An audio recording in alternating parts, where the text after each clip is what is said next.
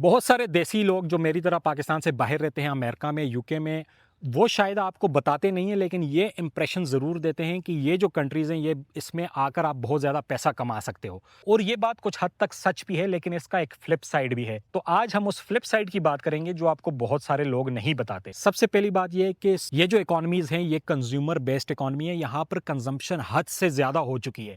आप ये अंदाज़ा लगाएं कि 37% अमेरिकन्स के पास $500 सेविंग्स नहीं है, और अप टू 80% लोगों के पास $5,000 भी नहीं है। और अगर आप यहाँ की एवरेज इनकम देखें तो वो $56,000 है।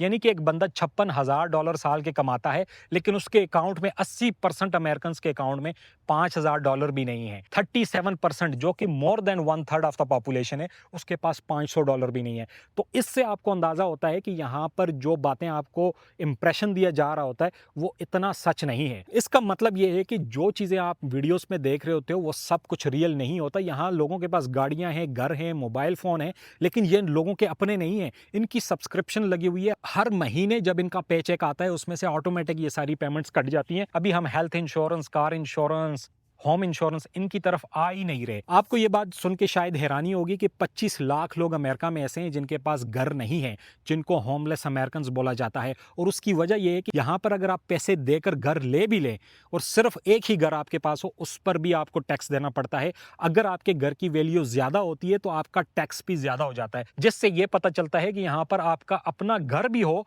तब भी वो आपका अपना नहीं है। आपको एक किस्म का रेंट हुकूमत को उसका टैक्स की सूरत में देना पड़ता है। अब ये तो हो गई वो डार्क रियलिटी जो आपको बहुत कम लोग बताते हैं, लेकिन ऐसा नहीं है कि यहाँ पर आकर आप मेहनत करो तो आप कुछ कमा नहीं सकते।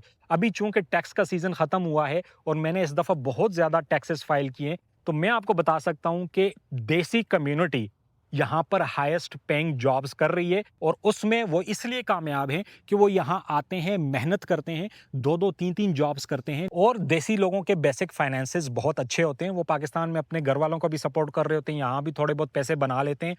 जितने भी लोगों की मैंने टैक्सेस फाइल किए हैं इस साल, उसमें सबसे रिच जो लोग थे वो देसीज थे, जो कि बहुत अच्छी बात है कि अगर आप मेहनत करते हो तो आपको उसका रिवॉर्ड लाजमी मिलता है।